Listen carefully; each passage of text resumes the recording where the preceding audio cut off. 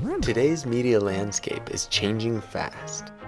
Like never before, there's an opportunity to transform public access TV into a more viable, more powerful tool.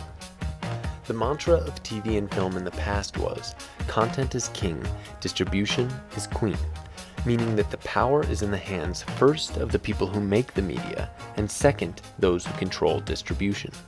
20 years ago, you needed a team of trained people and hundreds of thousands of dollars to make a film.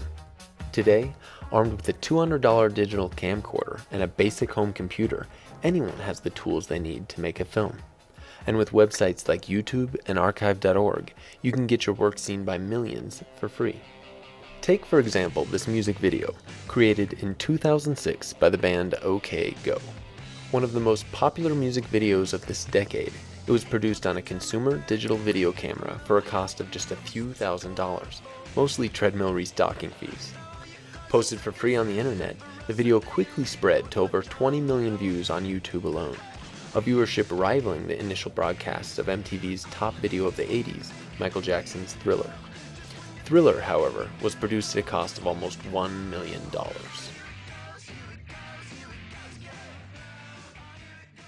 Media distribution is moving to the internet, and it's important for us to understand how the use of the internet is undergoing a radical transformation. In the early years of the internet, the vast majority of use was one-to-one communication.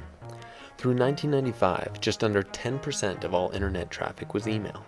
About 25% consisted of FTP, or one-to-one file transfers, and together, all forms of one-to-one communication made up nearly 90% of all internet traffic.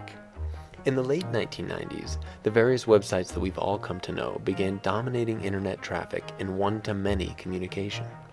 Like the mass media, internet use was becoming controlled by centralized organizations disseminating information to the masses. By the late 90s, the majority of internet use was no longer one-to-one communication, but one-to-many. Around this time, a new use of the internet showed up on the charts.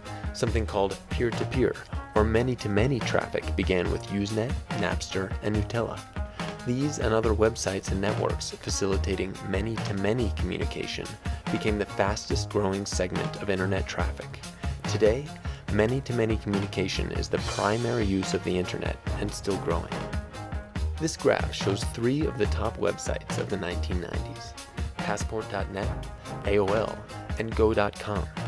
By the late 90s, they started getting surpassed in traffic rank by little companies, sometimes referred to as Net 2.0 companies. First was eBay, then Wikipedia, Craigslist, MySpace, YouTube, and the list keeps going. Until as you look at today's top 25 websites on the internet, as ranked by Alexa.com, at least half of them are tiny, young, Net 2.0 companies facilitating this new user-automated, many-to-many kind of communication.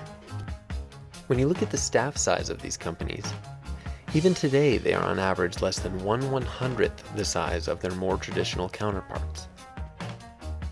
Instead of relying on a team of staff developers and writers to create the content on their sites, they allow the public to create, categorize, and find the content they want.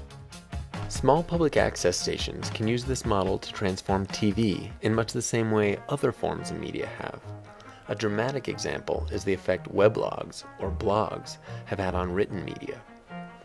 There are approximately 60,000 newspaper organizations worldwide. In comparison, there are over 60 million blogs, the internet's version of a newspaper, with over 10 million blog articles published every day.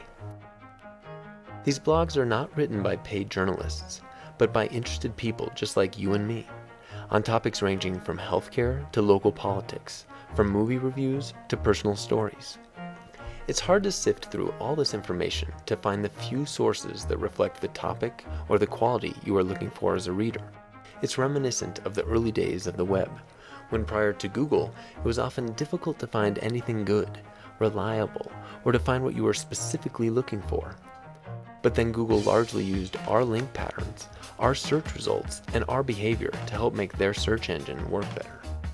In much the same way, this site, Technorati, depends on users to rate, tag, and categorize the vast expanse of the blogosphere, handing a task that no newspaper editor in the world could take on to millions of people who read blogs.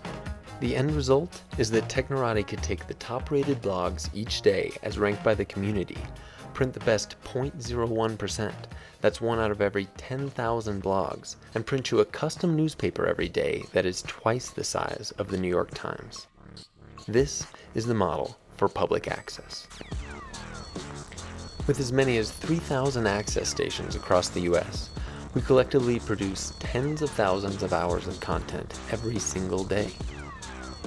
If access stations were to do with that content what Google did to the web, or what Technorati has done to the blogosphere, we could organize all this user-driven content in a way that would allow viewers to find what they want. If we wanted to pick the top 1 hour out of every 10,000 hours of content produced in public access stations across the country, you'd have more original programming each day than any network in the world. And every viewer could essentially have their own TV station, filled with the shows they want to see.